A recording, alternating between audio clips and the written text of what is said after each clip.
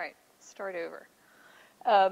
Anyway, so I'm a lawyer. My background is a law professor. I spent a couple years in law practice, and then I was in the music business in Nashville, Tennessee, general counsel for a company that was involved in copyright administration and licensing, which was a lot of fun.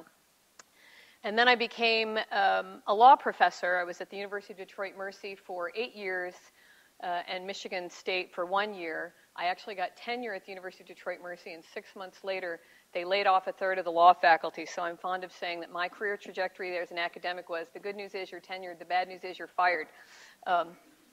After that, I taught as a year at Michigan, for a year as a visiting professor at Michigan State, and then ended up back in my hometown at the University of Illinois, where they were building a new entrepreneurship program in the College of Engineering, of all things. And as you heard Doug say, I'm an English major and a lawyer. What I knew about engineering wouldn't even fit in a thimble. But it was then that I really discovered that I had sort of been an entrepreneur my entire life, or at least had been entrepreneurial my entire life. And so one of the great things about being involved in entrepreneurship education over the past 11 years is that I can relate to misconceptions or assumptions that people have about entrepreneurship, in fact, that aren't true. So when Sam and Doug asked me to come and speak to you today about the possibility of studying entrepreneurship if you're here at Mendoza, I was really excited to do that. In fact, just a week and a half ago, I conducted a survey of all sophomores, juniors, and seniors here at Mendoza. And one of the things that I wanted to find out about was what they thought about entrepreneurship education, both those that had taken courses in entrepreneurship and those that hadn't, those that had opted for the entrepreneurship major and those that had not. And it was really interesting because what I found is that students have a lot of the same misperceptions about entrepreneurs and entrepreneurship that the general public does. So here's some of the things that we discovered. And I'm looking here even though I can see them here. But, I'm blind now, so I have to look up here. All right, so some of the things that we heard in our survey, reasons why, for example, students would say they're not interested in entrepreneurship, you can't teach it. Can't teach it. In other words, that's sort of this old theory that you're either born an entrepreneur or you're not. All right? I have to start my own business or want to start my own business for entrepreneurship to be of any merit to me. Employers don't like to see that on a transcript. Anybody ever thought this? Thought about, okay, or heard anyone say that maybe? Ooh, it doesn't look so good to have entrepreneurship on your transcript. I don't have any ideas. We also hear this one when we go out and try to promote the business plan competition. Number one reason why students tell me they don't want to join the business plan competition, I don't have any ideas. That's not true, but that's a topic for another day. I need better skills than those which I might get if I were taking entrepreneurship courses or if I opted for entrepreneurship as a field of study. Placement rates for entrepreneurship majors are low or lower than the other majors, accounting, marketing, finance, management, etc. And by the way, entrepreneurship is a subcategory of management, just in case some of you don't know that. The courses and programs just aren't rigorous. It's just about writing business plans. Okay, so now there were some other comments, but these tended to be the kinds of things that we heard from the students when we polled it. So let's find out if that's true. Oh, and this one, my other business courses prepare me to be an entrepreneur. All right, so I don't need your stuff. Okay, so you can't teach it. Wrong. All right, this is an old debate, but it's been amply disproven time and time again, I'm very pleased to say. First of all, entrepreneurship centers, okay, from a handful of them. I think the first one was started in the 1960s. But there were just a handful of them in 1997 to over 400 entrepreneurship centers today, right? At very prominent schools like Stanford, MIT, Harvard, Notre Dame, University of Illinois, Oberlin College, USC, Duke. All right, runs the gamut. And they're not all located in business schools either, which might surprise you. In fact, they're located in business schools, in engineering, law schools. There's all kinds of clinics that look at small business and entrepreneurship, intellectual property, venture capital and finance, economic development, etc. Medicine, right? A lot of doctors are in business for themselves, or at least traditionally have been. And even in the fine arts, humanities, and social sciences. Okay, so it's really running across the board. And I think more to the point, at least for those of us that are in academics, there are now even PhD programs in entrepreneurship. Well, what does this mean? It means that it's being recognized as a discipline. that we're generating people that are getting doctoral degrees in entrepreneurship, and they're going to go out and what are they going to do? Teach entrepreneurship. Now, it stands to reason that if all these schools are teaching it, that it can be taught. And in fact, that's true, it can be. Here's some data. Now, this is already 10 years old, but this was put together by Jerome Katz, who's down in St. Louis, and he's one of the godfathers of entrepreneurship education, has been working in it for a long time. If you look at the data here, so this bottom line is endowed chairs, the middle line is the number of centers, the top line is the number of courses. Right, so look at the trajectory from 1970s, and this is only up until 2000. We already have over 1,600 courses, close to 400 centers, over 1,600 classes. All right, or excuse me, 600 classes, and then 200 endowed chairs. I would venture to say that at least not for the endowed chairs, but for the number of courses, that's probably doubled in the last 10 years alone. Okay, so we're probably closer to about 3,000 courses in entrepreneurship offered across the country, all kinds of different areas.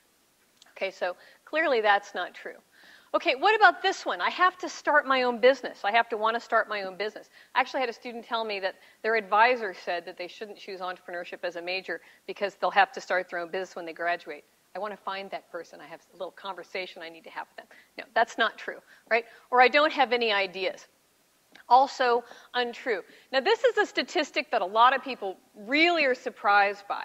Okay, Kauffman Foundation, which is based out of Kansas City, Missouri, has done a series of studies, and in 2008, they looked at all kinds of information about both high-tech and low-tech entrepreneurs, first-time entrepreneurs. So in this particular report, they were looking at high-tech entrepreneurship.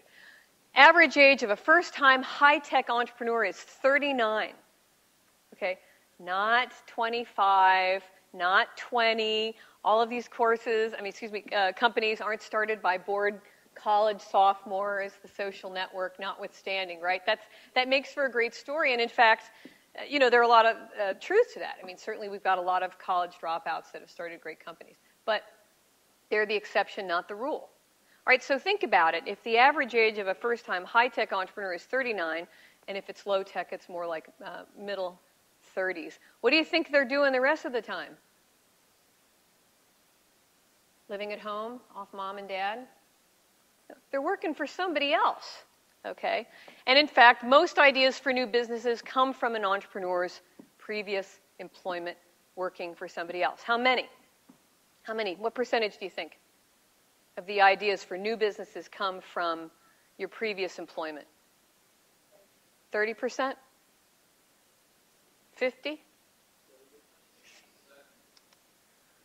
Depending on the stats you read, 80 to 90%. Okay, so what you should be thinking here is, wow, I've got a better chance of being an entrepreneur if I actually get some experience working for somebody else. That's true, right? Is that true in every case? No, obviously not, but it's true in an awful lot of cases. And that's very interesting. So what about this one? I need better skills. All right, well, what did I put up there first? Area expertise, right? The first thing you really do need in order to be a successful entrepreneur is some kind of expertise in something. Now think back to the stat I just gave you, the two stats, right? Average age, mid-30s to upper 30s, and you're working for somebody else. Well, that's how an awful lot of entrepreneurs, the vast majority of them, get the expertise that they need. Okay? The expertise to do what? Right?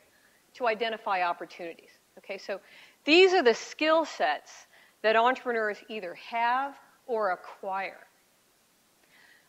Number one on my list is the absolute ability to identify an opportunity in a problem. This is probably the single biggest thing that distinguishes an entrepreneurial personality from somebody else. Right? A lot of people will say, somebody oughta. That's kind of my standard line at Gigot, somebody oughta. Right? As soon as you say that, an entrepreneur will be thinking, there's an opportunity there. So that's the first thing, opportunity recognition. Secondly, innovation. Creative ideation and problem solving. Well, it's one thing to have an opportunity. It's another thing to do something about it. Are you going to come up with a solution to the problem? A product or a service for what you've identified as an underserved market. Right?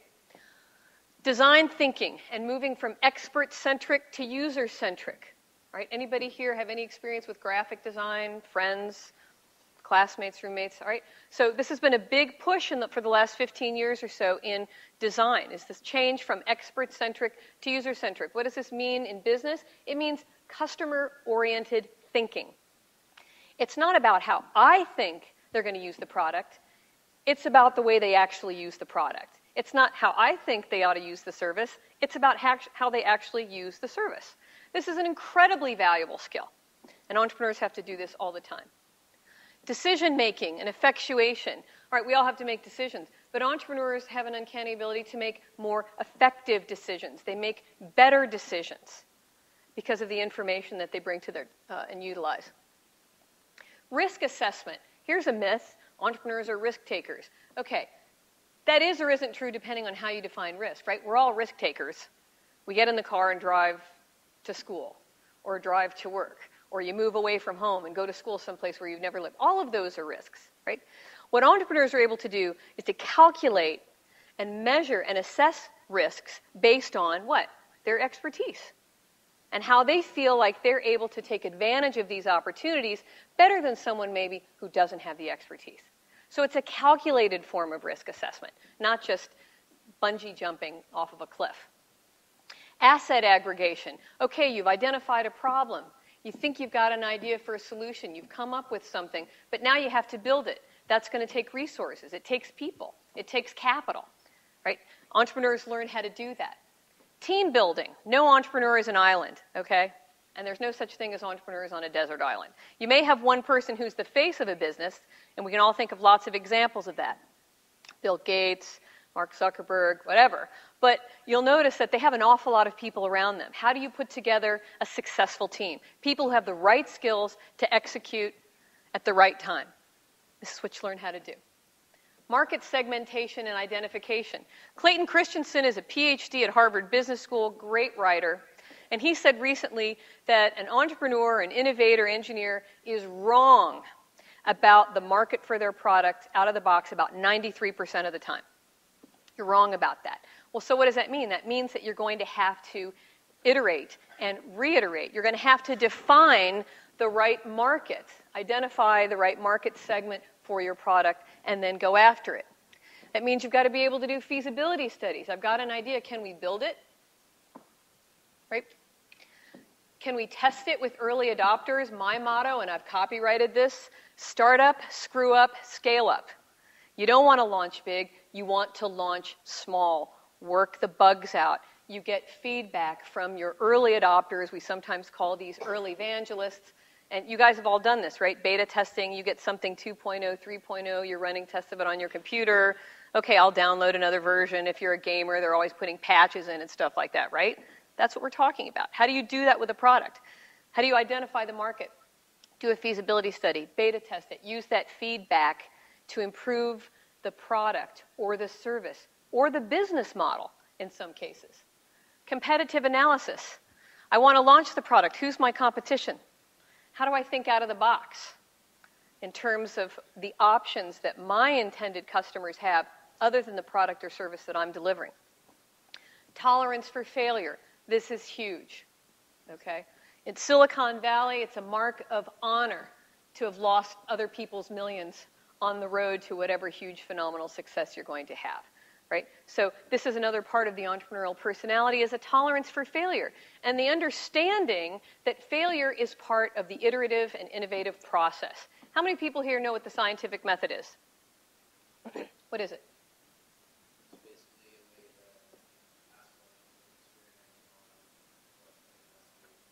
Okay, you ask a question, you experiment on the question, find out the answers. How does it go? You ask a question, then what? Yeah.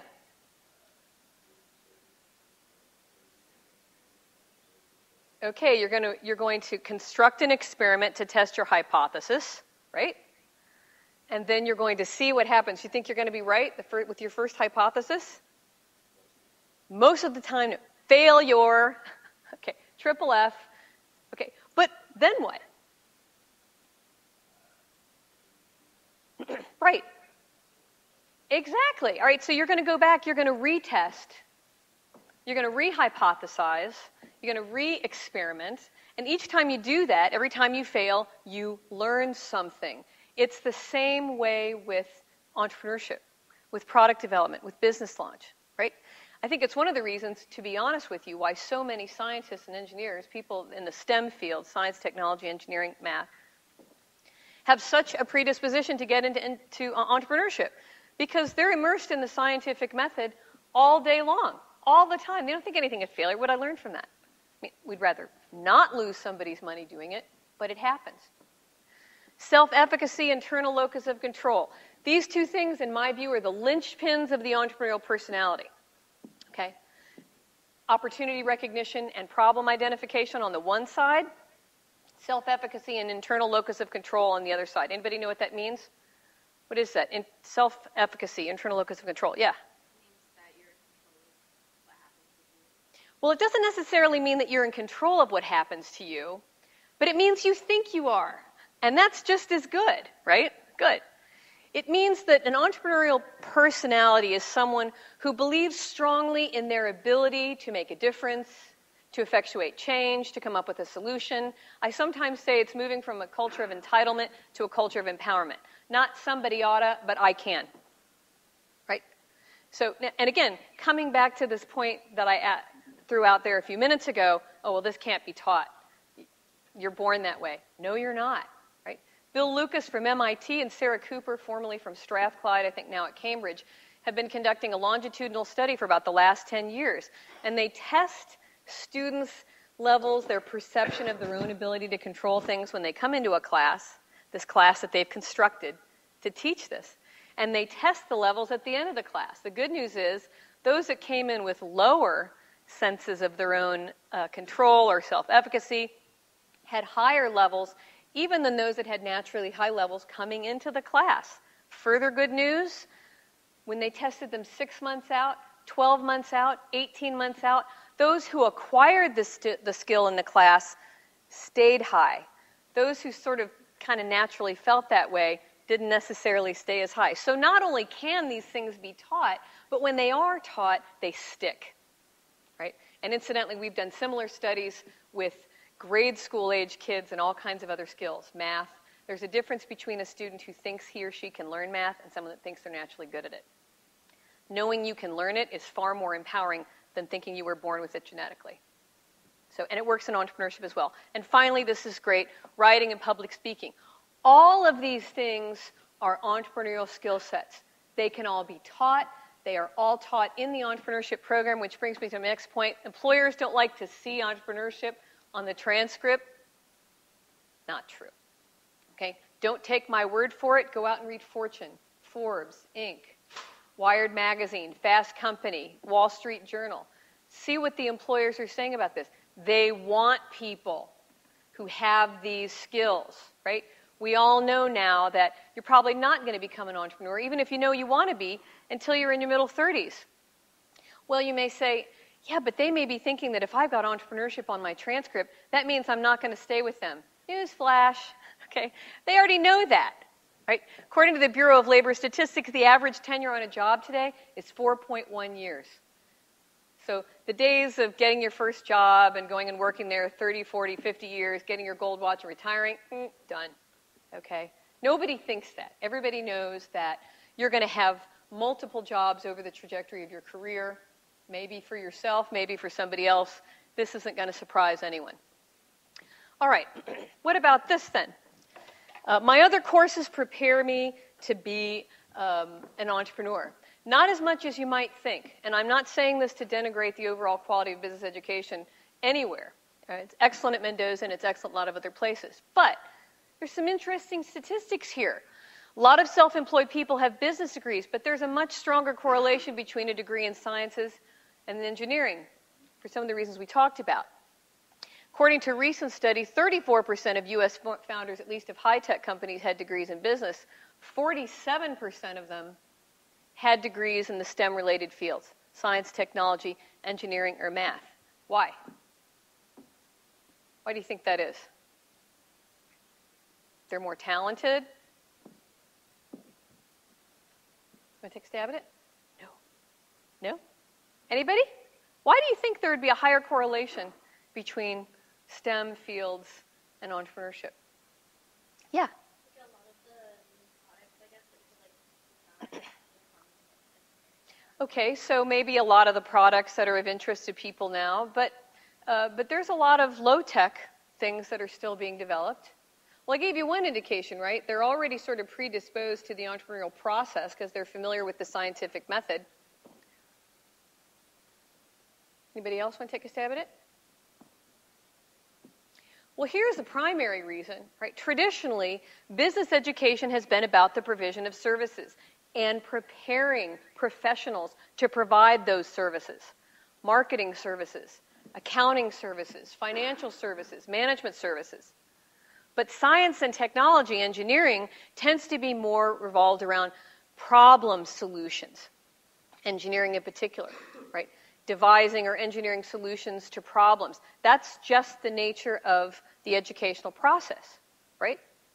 So, in theory anyway, the average 18, 19, 20-year-old in engineering or science might be better disposed to become an entrepreneur than someone who's an accounting major. Might be, right?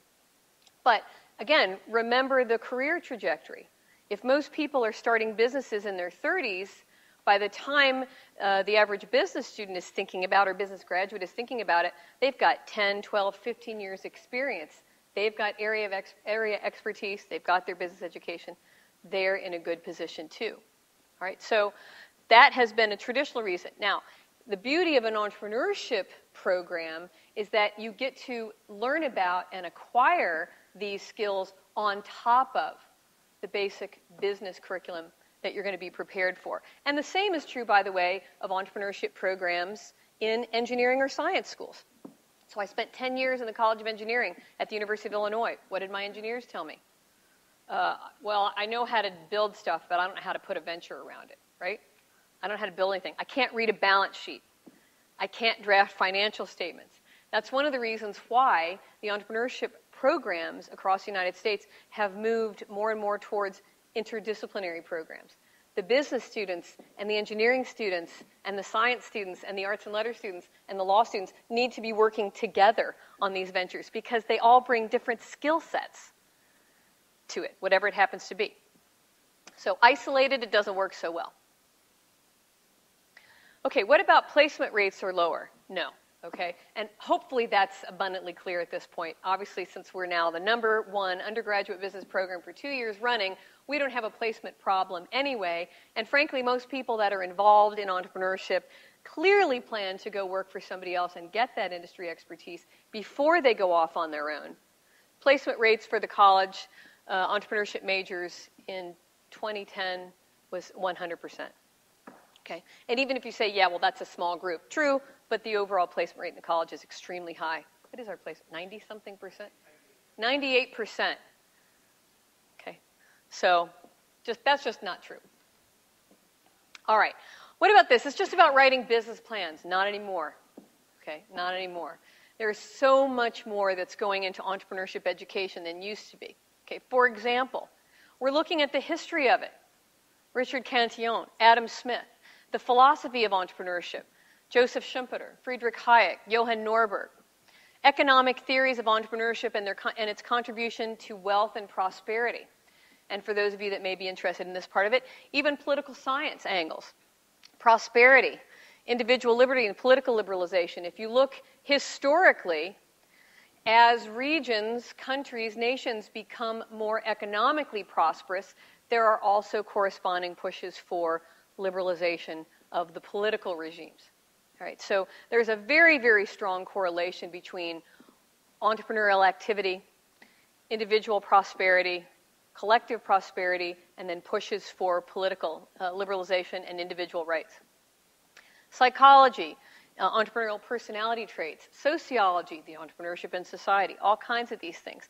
And now there's a very strong sub-trend within entrepreneurship education, social entrepreneurship. People that are interested in creating ventures that have the so-called double or triple bottom line. Profitable, provides an excellent social benefit, and sometimes even in an appropriate case, environmentally sound as well. So all of this is part and parcel of entrepreneurship education. It's really a wonderful add-on to the traditional business education. And note I say add-on because it's not really an option. You're not saying, well, either I'm going to study entrepreneurship or I'm going to learn accounting. Even if you opt for the entrepreneurship major here at Mendoza, you're going to take accounting, marketing, management, finance. So this is a nice additional layer. Why entrepreneurship then? Okay, so I've told you what's in it, some of the things that are true about it, some of the things that are not true about it. These are some statistics that I just looked up over Christmas. I was doing some research because it's a driver of economic growth and prosperity. How much? Well, let's take a look at some data from the United States. This is actually updated information from the 2000 census. Okay, 2010 data isn't available yet. Over 25.7 million firms in the United States. Of these, 19.5 million are non-employer firms. What we mean by that is that they don't have a payroll. They're sole proprietorships, they're partnerships, or other forms of incorporated organizations. Okay. Of the remaining 5.9 or so firms, 5.1 million of them employ fewer than 20 people. Huge percentage of the economic driver in the United States is small business. Okay? 4.5 million of these make less than $1 million a year. 3.7 million make less than $500,000 a year. Okay, so entrepreneurship is small business. Small business is American business. Does this mean that millions of people don't work for large corporations? Of course not. Lots of people do. Okay, but at least over the past 15, 20 years, small firms have been growing faster than large firms, and those of us that are older than maybe 20 can remember when Google was a small firm. I'm old enough to remember when Microsoft was a small firm, okay, which is sort of like remembering the Civil War. Okay, disruptive innovations tend to be developed in small firms. Again, Clayton Christensen has written a great book, if you're ever interested in reading it, it's about this big, called The Innovator's Dilemma. This is based on his PhD thesis, but he asked a question, why is it that all of the cutting-edge firms, all the cutting-edge developments come out of small firms? And he wrote a thesis about it. What he found was fascinating. In most cases, the disruptive innovations were actually invented at the bigger firms, but they couldn't take advantage of it. And by the time that disruptive innovation became the predominant business model, they couldn't capitalize on it. Think Netflix versus Blockbuster, if you want something from contemporary. Great book. All right. Here's a couple of other data. Entrepreneurs work more hours and actually make less money, believe it or not, than people that work for smaller firms, which also puts the lie to the myth that all entrepreneurs are millionaires, right? 4 out of 5 new businesses fail within the first 5 years. Okay? But you got to be able to tolerate that, because that's the way it is, right? But on the whole, they're happier than those who work for other people, and by a statistically significant difference, almost 20% happier. Why? Autonomy, flexibility, greater impact, and greater control. Okay? So there's lots of good reasons. So what is entrepreneurship? What I like to say is that it's an engine, not a car, right? You go to law school, you finish, you're going to be a lawyer. You go to medical school, you finish, you're going to be a doctor. You go to school, you major in accounting, get your CPA, you're going to be an accountant. You go to Mendoza, you major in entrepreneurship, you're not necessarily going to be an entrepreneur. Okay? It doesn't work that way. Right? What it does is it prepares you to see and take advantage of opportunities much earlier in your career than you otherwise might be. Okay? It empowers you.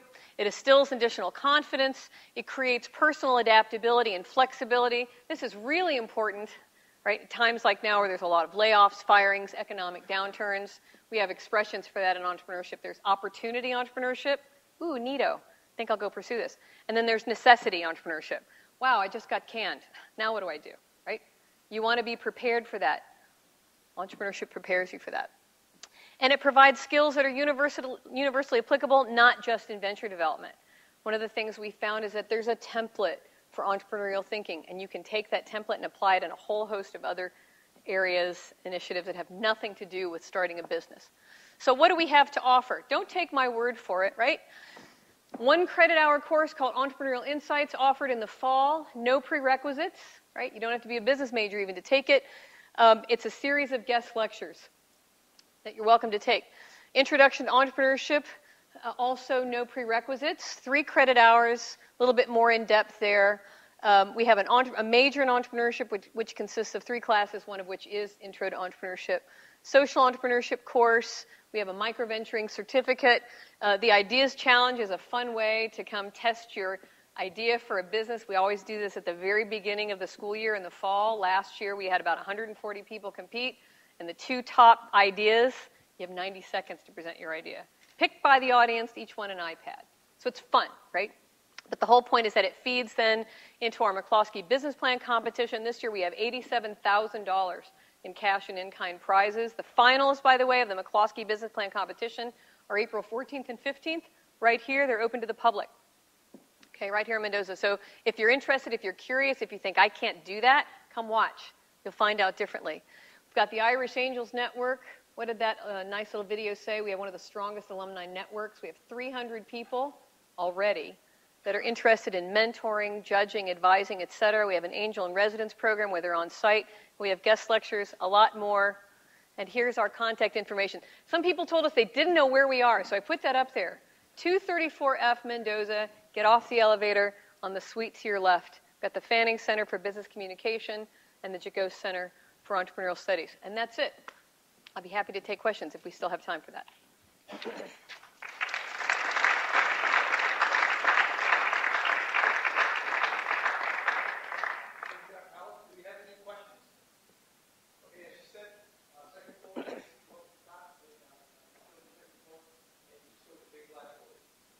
There's a question up there. Does Gigot Center offer students internships with entrepreneurs that have graduated from here? Is that like the Irish Angels Network? We have a series of internship programs that are largely in the social entrepreneurship space. We're sending people to foreign countries, working with developing nations and organizations that are looking for that. There are occasionally opportunities to shadow programs with entrepreneurs and that kind of thing. We're going to be building that capacity going forward because we have demand for that amongst the angels, but they're looking for people that have the skill set. So I think there will be more opportunities than there are at the moment. Other questions? Yes, ma'am. Is this entrepreneurship only takes 9 credits to for a major? Let's say my major is different kind of business and I take the 9 credits to get a certificate. The way Sam's in a better position to understand this, but I think my understanding is that you can't have a double major in Mendoza, right? But if the courses are open, you're certainly welcome to take them. And that's what Dr. Hollis is trying to do, is open up more of her classes so that you can fill in your free electives with those. The one thing we can't do at this time is guarantee that you can take 2 majors in college business. That's all. But it is open to, if you're science or engineering or arts or others, these classes as well. Yes, sir. So you can double major in that out of the No, not double major. Even if they haven't. Not even outside. No, the business school does not have enough capacity to offer any double majors. So unfortunately, we can't do that. This is what happens when you're the biggest college at the university. Everybody wants to get it. Incidentally, it was the same way when I was here 30 years ago. I was an English major. I couldn't get any classes here, so I took business classes at St. Mary's. I'm not recommending that, by the way. I'm just saying that's what I had to do. So like that first. Yes? What kind of job can you get? Like what are the jobs that the entrepreneurial majors get? Anything. You name it. Financial corporations, accounting companies, marketing, it runs the gamut. Sports, marketing, everything, because basically you've got all the rest of your business curriculum that's prepared you for it. So it's really as unlimited as your imagination. Okay. I think what we're going to see, though, going forward is that there are going to be a lot of students that are going to be interested in working for startups, even if they're not interested in launching a startup. Yeah.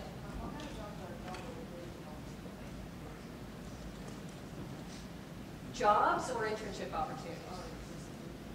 Yeah, it's funny because the jobs with NGOs have tended to require an awful lot of business and management experience elsewhere. It's hard to get a position right out of college with an NGO. There are exceptions, Teach for America and some of those others, but for a lot of NGOs, they want people that have 15, 20 years of experience before they stick you in Ghana or Malaysia or something. That's just kind of the way it's tended to be. I'm not sure why that is, but that is the way it's tended.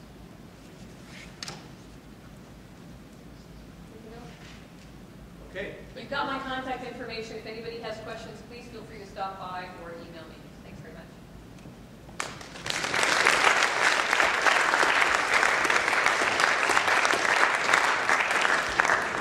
Altogether appropriate that the day that we have 2 speakers, they both come from 234 upstairs. You've heard from Laura, who heads up the Gigot Center for Entrepreneurship, and now you're going to hear from Professor Jim O'Rourke, who heads the Fanning Center for Business Communication. Also a Notre Dame undergraduate, got his PhD from Syracuse, and he can tell you how to communicate better. It's just a few easy steps. That's about the time that he has. A few easy steps. Give Professor O'Rourke a big hand.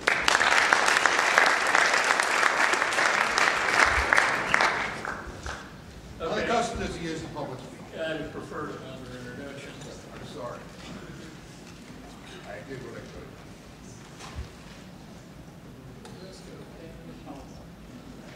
He's also a retired Air Force officer, but we won't hold that against him.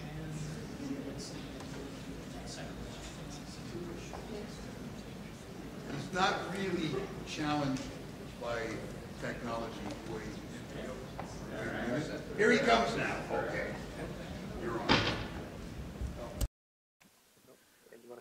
Yeah, and there are some over on the table over there. Well, good morning, or in fact, good afternoon. It's already past 1 o'clock. Having fun? Yeah, doesn't get any better than this. Well, maybe it gets better next week. Where are you going? Going back home. Okay, all right. Sleep till noon. Have mom do your laundry.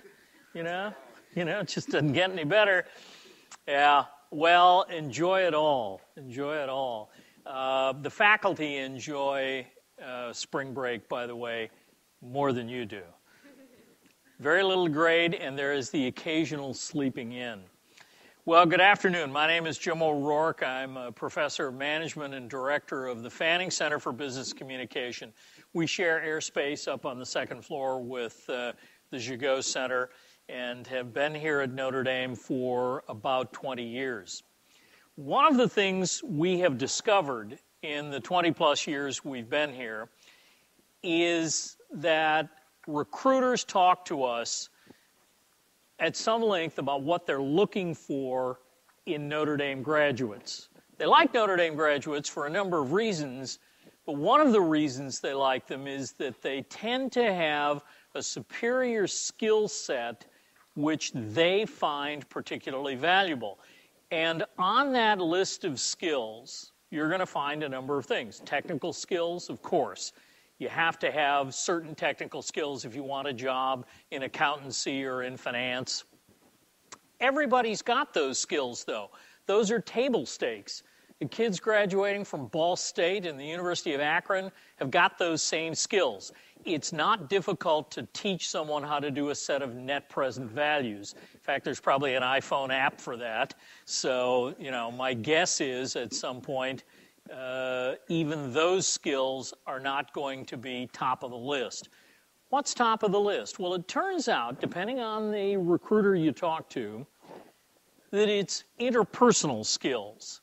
The ability to meet and form relationships with others, to influence others, to form and lead teams, and to direct the activities of others in a business.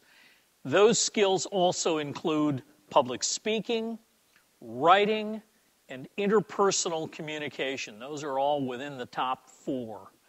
And in many ways, one of the things we discovered let's see, what's today? Today is Tuesday. It was Friday's Wall Street Journal. Had a story about business school students and writing. Suddenly, business schools across the nation have discovered that business students can't write particularly well. Shocking. Stanford is now throwing dozens of dollars at this particular problem. If Stanford has a lot of money, and $12 isn't much. So Stanford's got a pretty big business school. They've hired one guy.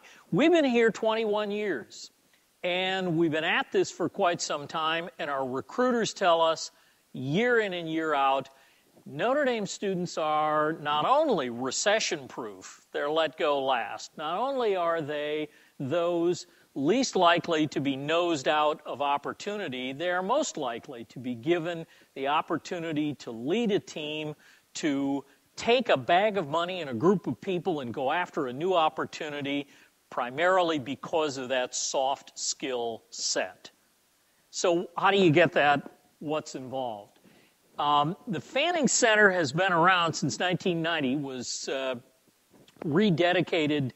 The Notre Dame Center for Business Communication was rededicated in 1996 in memory of a fellow named Gene Fanning, an investor from Chicago, part owner of the Bulls and the White Sox. Great guy. I genuinely enjoyed going to a ball game with him, though as a Cub fan, I was afraid I'd be photographed and somebody would use it against me. But a remarkable guy and very dedicated to Notre Dame. Made a large donation in the last days of his life to the university and said, use it however you see fit. He really transformed the way we live in the Fanning Center. He made us possible. So we're focused on teaching, service, and research. And this is us. I'm the one on the right. Liddy Tulija came to us from the Wharton School at the University of Pennsylvania. Sandra Burns is a lawyer who formerly taught in the Notre Dame Law School and in the first-year writing program. Sandra Collins is a psychology PhD from Notre Dame. My background, I've been around in this business 30 years or more and have written a number of different things. I teach writing, speaking, and corporate communication. My research interests are in reputation management and crisis management. In fact, I'm actually going off to another university next week during spring break, not in a warm location, by the way, to lecture on crisis management. They're interested in knowing how we do it. Sandra Collins is an IU grad. She's a licensed securities broker, and that bullet on accomplished musician is a little deceptive. She was a lead singer in a rock band in L.A. Back in the day. And when that didn't work out, she said, well, maybe a PhD in psychology will be my ticket to fame and fortune. So she's just down the hall from me, 2 doors down. And she teaches, in addition to writing and speaking, teaches persuasion, negotiation, and conflict management. This is Liddy Tulija. Liddy speaks both Spanish and Chinese. She is the woman who accompanies our MBAs when they go to China over spring break and fall break. She is an MA from the University of Pennsylvania and a doctorate in linguistics from Penn as well. And she teaches writing, speaking, and intercultural communication and is the author of a book on that subject as well. Sandra Burns is an undergraduate in philosophy, and you thought philosophy majors weren't employable. The answer is they're not until they get another degree. They frequently seek out intellectual challenges such as law school. She teaches a number of courses, including negotiation, persuasion, and intercultural communication. So what are the undergraduate courses available to you here? They're organized, I should tell you, in half semesters, 7 weeks. So they go from August to fall break and then from fall break to Christmas. They start again in January and go to spring break, and then there's another set from spring break to commencement. So in the course of a semester, you would have the opportunity to take, at the same hour of the day, 2 1.5 credit courses, so you could pick up 3 credits. And they're paired together to give you some alternatives. We pair writing with speaking. We pair persuasion and conflict management together. And we paired actually another writing course with intercultural. So it's not like you would blow away the whole or half a semester by enrolling in a 1.5. You can get either 1.5 credits, or you can press all the way through and get 3 credits if you like. The writing course is focused on teaching you a critical thinking skill set, teaching you how to analyze problems, how to approach those problems from a manager's perspective, and then teaching you to use the written word as a solution tool. So it means that you get problems off your desk and out the door quickly. The way our courses are taught, we have you provide advice to senior managers who are responsible for solving problems, but you do the staff work on their behalf. Typically, you learn about correspondence, that is, memos and letters, as well as longer documents such as reports and proposals. In the business speaking course, you'll take up business briefings, informative talks, and persuasive talks where you will actually have a point of view, a perspective that you're trying to convince the audience about. We also teach persuasion as a separate course. We teach it based on persuasive theory, which comes out of the behavioral sciences, and we also teach it as though you're going to have to persuade someone in particular. And the projects are really pretty interesting, where you take on a client and you devise a persuasive campaign for that client in order to convince large numbers of people either to participate in something, do something, or quit doing something. And you have actual real-world applications there. The conflict course is pretty interesting as well. Any activity involving human beings is open to conflict. And it means that people are in conflict for a variety of reasons. Sometimes it's over values, sometimes it's over priorities, sometimes it's over limited rewards. There are more competitors than there are rewards.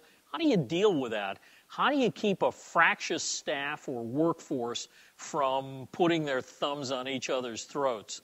Is all conflict bad? Not necessarily. Avoidance and minimization are not good strategies. So how do you deal with this? How do you manage that? That's the subject of a 1.5 credit course.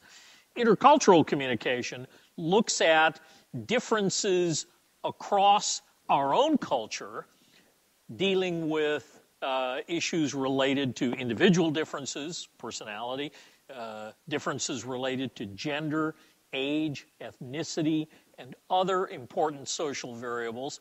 But we also look at differences across other cultures.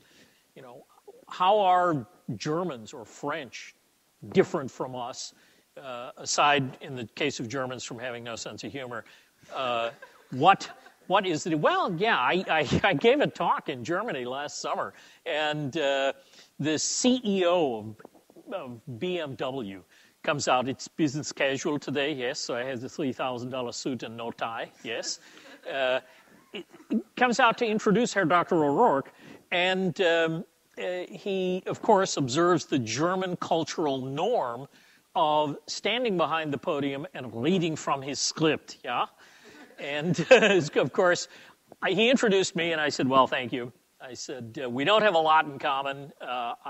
I have no degrees from German universities, and I do drive a Mercedes-Benz, however, and I had to apologize for that for a while, given that it was BMW employees.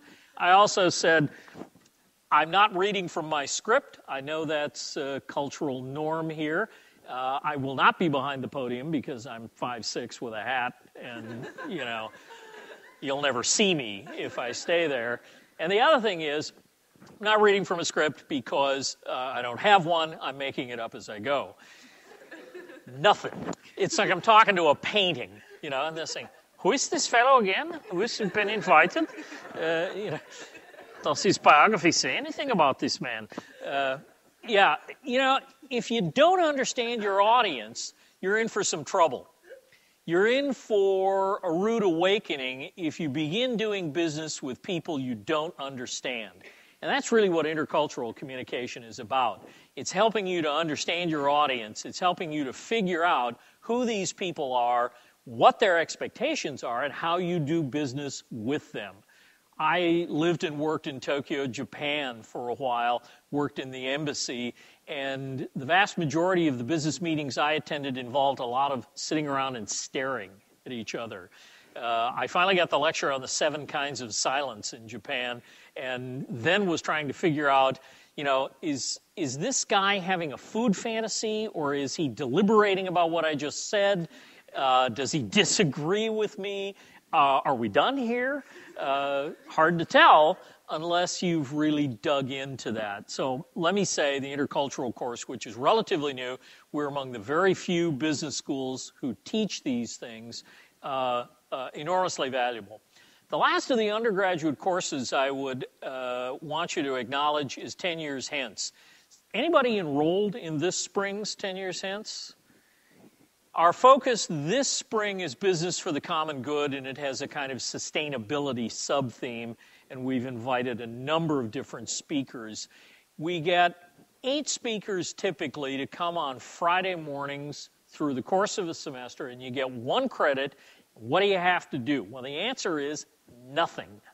All you have to do is sit in the seat and metabolize. It's helpful if you create the illusion that you're interested, but, even there, I don't care what's going on in your head, just as long as you're present for duty. We ask no exams, no papers, there are no presentations. All you have to do is come to the lecture. And on occasion, now and again, you'll find some of them interesting.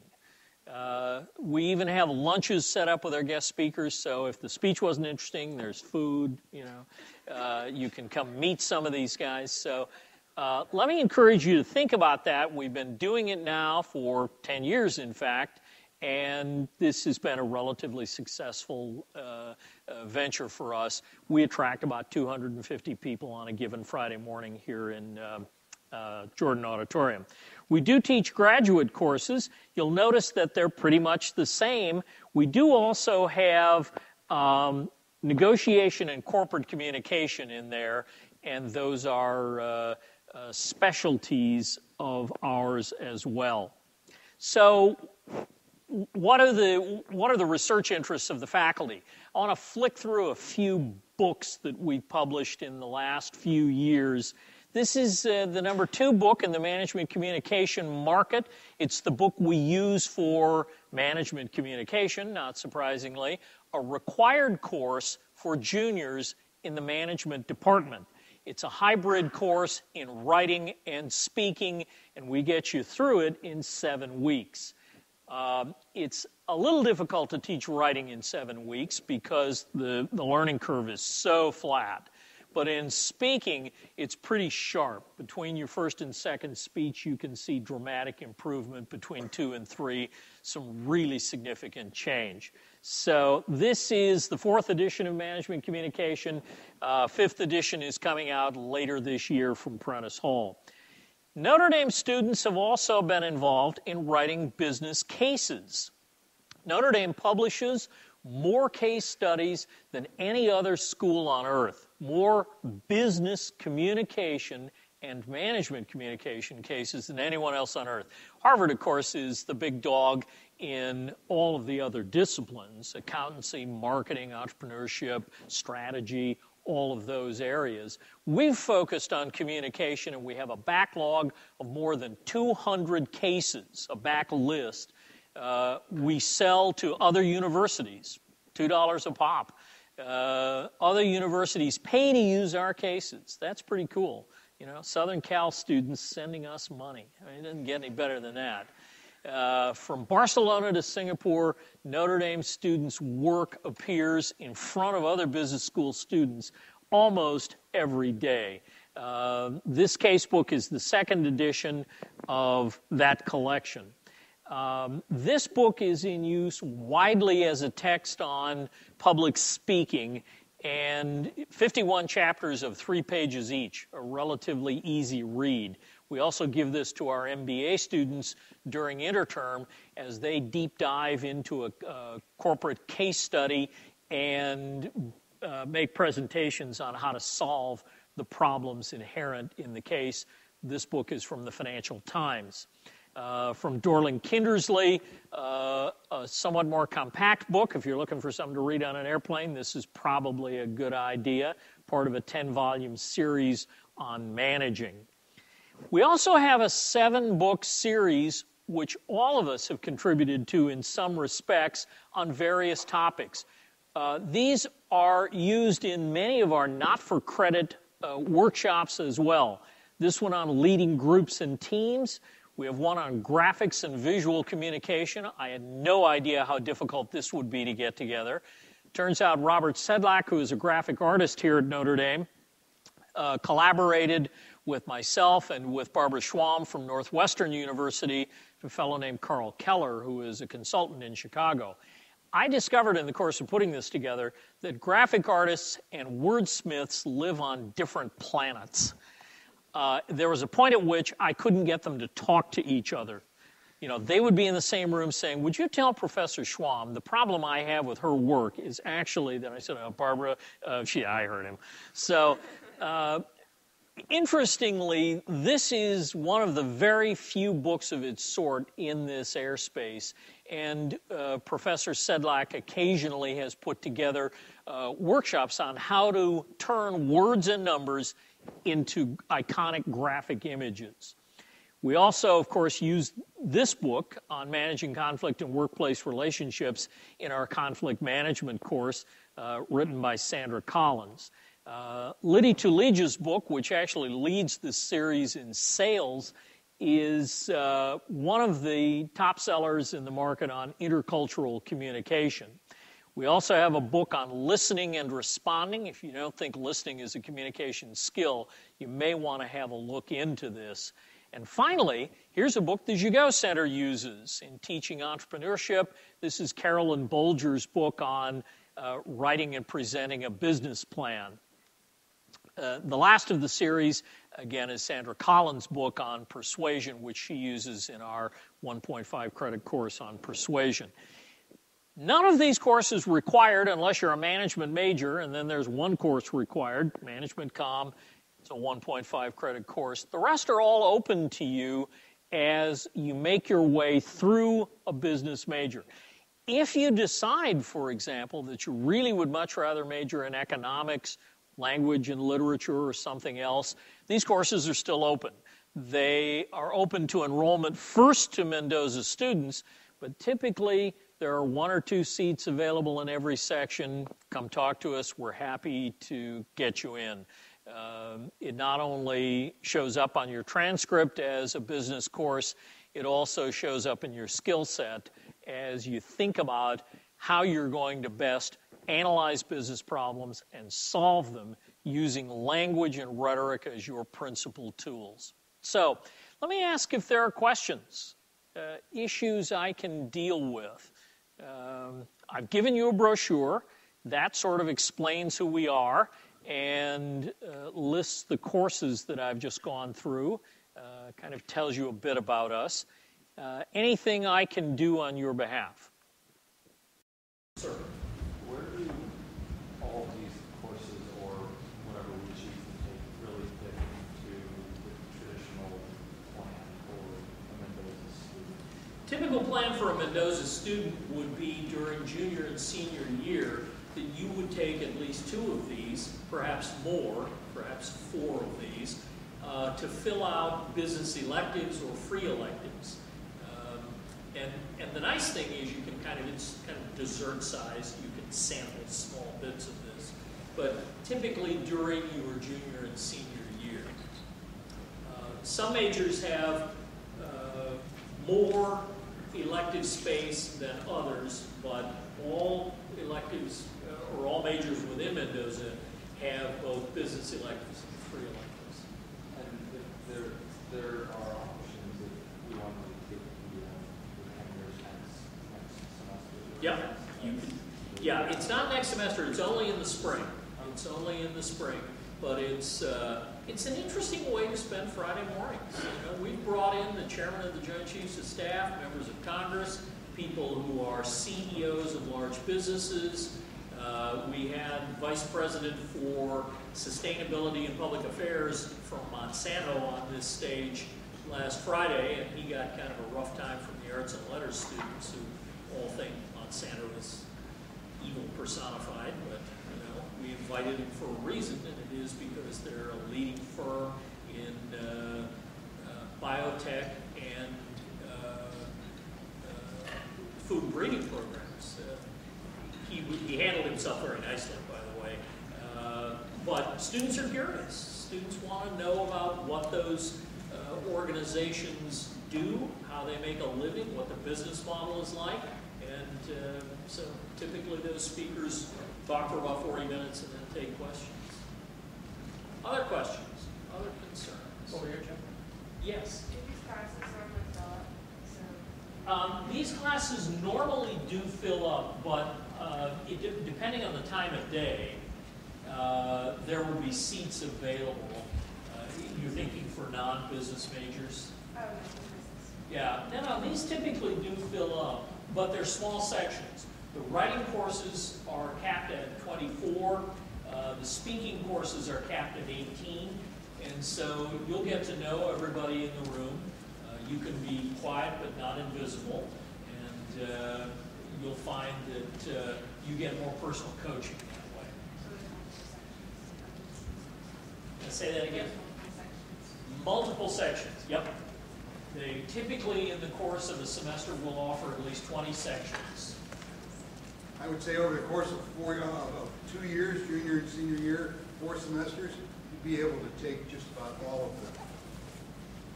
We have one more question. Yeah. Are most of these for a grade, or are they like credit or no credit? They are for credit and they are for a grade, a letter grade. So there are, in a 7-week session, you'll find 13 or 14 meeting sessions.